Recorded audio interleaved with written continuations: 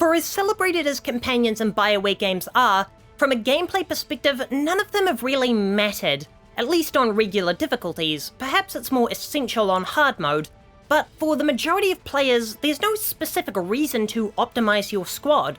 Oftentimes, the decision has boiled down to who do I think will have the best flavor text and be the most relevant to the mission.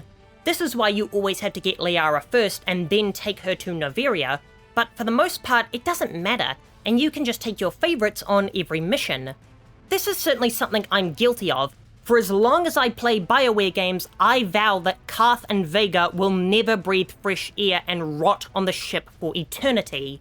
I think the difference between BioWare games and other RPGs is that you don't have the option to control your teammates with the exception of Origins, so you're essentially just picking which AI helpers you want to shoot enemies. This has always been a huge weakness of these games for me, because as well realised and fleshed out as these characters are, the fact that in gameplay they essentially fade into the background is saddening. But the Veilguard finds an elegant solution that finally makes party building matter in a BioWare game, and most importantly, it does it in a way that encourages experimentation and switching up your builds. This is done through the combo abilities, which add synergy and purpose to using your companion's abilities effectively, as well as massively rewarding experimentation with the vast range of combinations. See, using companion abilities in Mass Effect never felt effective outside of a team buff.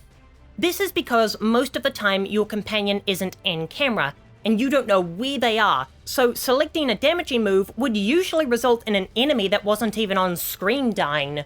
This isn't to say that abilities in general were useless in Mass Effect. It is an RPG with builds after all, and the variety of archetypes available for a game with such a seemingly straightforward combat model was impressive, but only on Shepard, where the player could get a feel for how the character operated. Now, a solution to this problem could have been making companions playable, but that might feel strange given how Shepard is the leader, and they should be the ones giving orders at all times. And the same sentiment applies to Rook. They're the ones in charge of the Veilguard, so having someone else give them orders would feel odd. At the same time, why would you want to control a character that has less freedom of expression in combat than your highly customizable main character? Instead, Dragon Age the Veilguard comes up with a much less cumbersome solution with its combo abilities. This solves multiple problems companion gameplay has previously had. Firstly, it actually matters who you take with you, as now not every character can combo with everyone. Now this raises the question of, well, why don't I just pick my two favorites that can combo off each other and play the whole game with that team?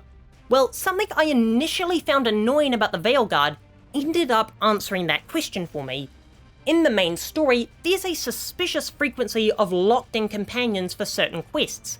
Even after you're done recruiting everyone, many story missions require a certain character to accompany you, and obviously during companion questlines, said companion is required. So with you being forced to take one particular character on a mission, it means you're also forced to switch up your other party member's slot to someone who can either prime or detonate with the other companion's abilities. This forces the player to constantly switch up party members and take out all of your companions on quests in order to optimize your party, which is something BioWare has never managed to nail, and the most important part is that it makes the companion abilities enticing to use. In Mass Effect, I almost never used my companion's abilities, because they were just out of mind during a fight, because my Shepard was highly optimized to have fun engaging abilities. It never occurred to me to use the abilities of a character I couldn't see to kill an enemy I couldn't see. Besides, they'd kill the enemy on their own anyways, so what was the point of me manually inputting? The same holds true for the Veilguard. In my entire playthrough, I never used companion abilities outside of combos, and the only reason combos were worth using was how devastating they could be, ripping entire chunks out of bosses and deleting most enemies.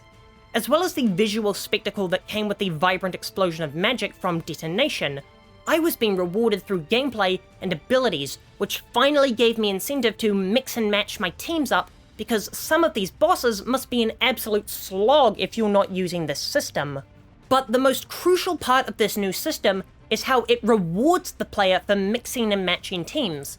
Although the system is only effective because of how often the Veilguard locks you into a certain character, and I'm not sure how I feel about that. On the one hand, said character will probably have some significant moment on a required quest.